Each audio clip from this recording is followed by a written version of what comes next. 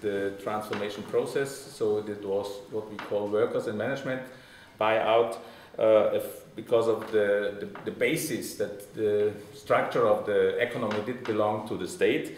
The former company management and workers' collective as owners gave the chance to transform the ownership differently, and Slovenia used this chance and formed by these managers and workers buyout a sort of a new capitalized middle class. There was a Titoist middle class in the whole Yugoslavia, but to capitalize this middle class, this didn't function, for instance, in Serbia or Croatia. There it was more or less mafia structures who took over the whole system. But in Slovenia, it somehow functions, and it, even with the side effect, that the very phenomenal thing, that there were introduced two state funds out of this privatization process, a state fund for pensions and a state fund for social services.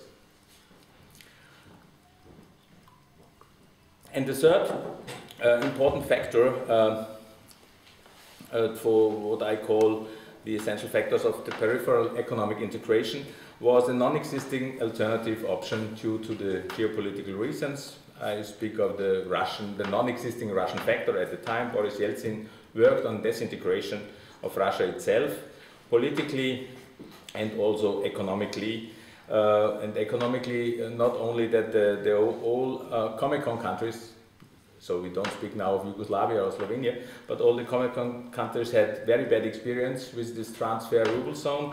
It also turned out after the Comecon smashed that the whole economy of Russia was a sort of a blackmail economy towards the former partners with energy politics. They tried to blackmail these countries by prices of gas and oil. Not only this from the East, that was a very important what happened in the East to state that there was no existing alternative, but also there was a pressure from the West to somehow avoid to fight this alternative, which could have happened in a sort of a different way of integration, by blocking the partnership. And this, when I speak of this, I mean the embargo, 3 embargoes which were somehow imposed on Eastern Europe. They were imposed on the whole world, but they only touched Eastern Europe economies under UN and US pressure. That was the embargo against Iraq, against Libya, and against Yugoslavia. And all these 3 countries were the main partners, economic partners for the Comecon countries, for the East European countries, with more or less strong economic relations towards the East towards Eastern Europe. And they all were outside the transfer ruble zone. So that was the possible future to somehow make economic relations on dollar or German mark basis at the time.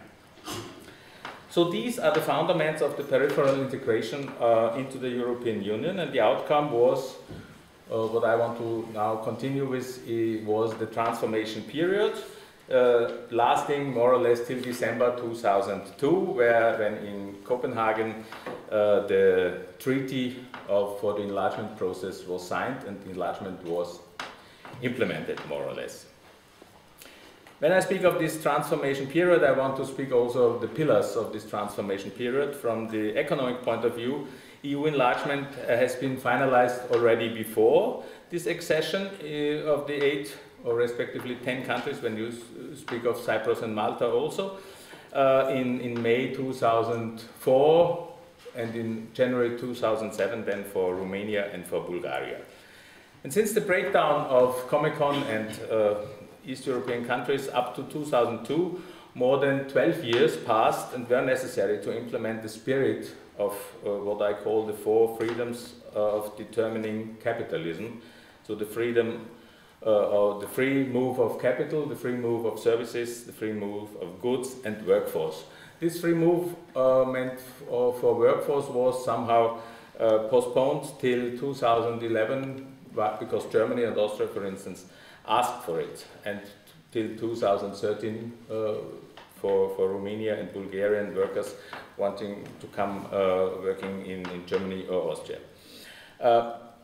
The whole process of the enlargement was called acquis communautaire in French. It is a sort of a legislative basis of what European Union at the time showed to the new partners, to the new members. Cut it in 31 chapters, 20,000 laws, and there were in fact no negotiations for the accession process, for the enlargement process, only a takeover of these laws. And before this was completed in 2002 and somehow put into practice in May, 1st of May 2004, there were 4 pillars of transition set already to somehow group the new countries within the European Union as a peripheral part of the new union. I would say that at first it was a hyperinflation process with a shock therapy coming soon afterwards. Second, the establishment of markets in general, because there were no markets in Eastern Europe. I speak of labor markets, housing markets, goods, services, and capital markets for sure. And second, a total transfer of the property, a total privatization of the property. Coming to hyperinflation and shock therapy, what do I mean with this? Between 89 and 92, 93, yearly inflation rates were about 3 digits for Poland, 600% for instance, imagine 300% for Yugoslavia, or 2 digits inflation rates for Hungary, the Czechoslovak Republic. At the time it was already, it was together. Like 60% for instance for Czechoslovakia. And what does inflation rates like this mean? They mean in a way an expropriation of everyone who has nothing more than his workforce and a savings book. Expropriation of the non-rich, expropriation of the new middle class and of the poor. How come this shock therapy, which followed the hyperinflation? It was managed by the IMF and together with local elites. So it was in a way state-run. For example, again Poland, because Poland is a very prominent member, and it is the most important new member of the European Union, by the way. They indexed the salaries to prices in the rate of 0.8 to 1. So that means that meant at the time, in the beginning of the 90s, a 20% decrease of real salaries. Then there was a drastic limitation of state expenses by cutting subsidies for all sorts of things like housing, energy, state firms, except for coal. That was quite interesting and very important because the coal was the fundamental energy thing to get the whole country running and also to get the firms running who wanted to be privatized. And so all the privatization was, as it is called, transformation rooting in the coal. So the state was here to make the prices for coal very low, and so the new owners of the new enterprises could count on low prices for their energy. Another thing which was drastic interference by the state to liberalize the country and the social and economic sphere was the so-called Poppyvek, which was a special law prohibiting the increase of salaries in state-run firms. So that led to the fact, and that was how it was, why it was done, that workforce was driven in the private sector out from the state-run firms, because there you were sure that your salary will not increased in the forthcoming years. So what happened after this? After this whole period, we face a deindustrialization, for instance, by 70% in Poland or 40% in Czechoslovakia. This deindustrialization somehow cleaned the market for new investors. They could find now well-trained, quite well-trained, relatively well-trained, and cheap workforce.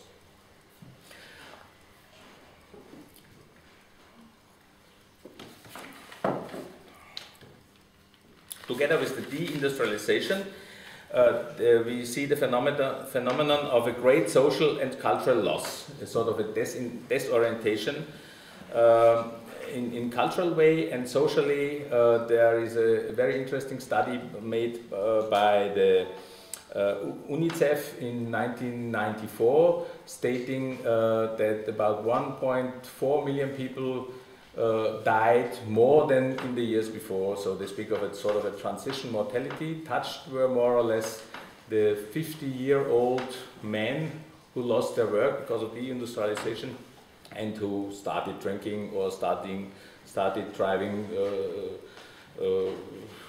new cars they couldn't afford and so on. And so this meant that more than 1 million people, 1.4 million people, were dying more than in the period before, and this transition mortality is, to my mind, the only social figure we have, or I could find, to somehow prove how the effect of this period, first period of transformation, was socially.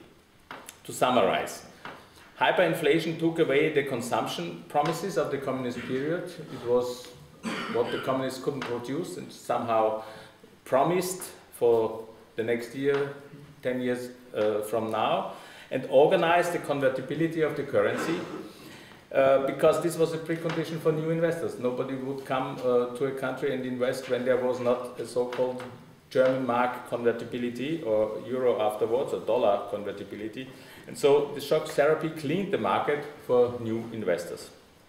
That was the first pillar of this transformation period. The second pillar of this is the establishment of markets itself. They didn't exist in the Comecon region and only half and somehow in Yugoslavia. When I speak of markets, I speak of not only of commodity markets, but of labor markets, of all sorts of markets. And where they existed in Eastern Europe only was on the world market scale, because also the Comecon countries had to export it heavily into the world market. But in the inner sphere, market had to be established before the whole transformation process was somehow cleaned and somehow fixed. Also, this was a planned strategy by the World Bank and local governments. The aim was a flexibilization and segmentation of the labor market, for instance, and it took place in a very short period of time. I want now to cite a study of the World Bank of the year 1995 to give an idea how they meant it when they speak of establishing labor market in that, for example. Serious limitation of mobility of the workers impedes the work market in several reforms.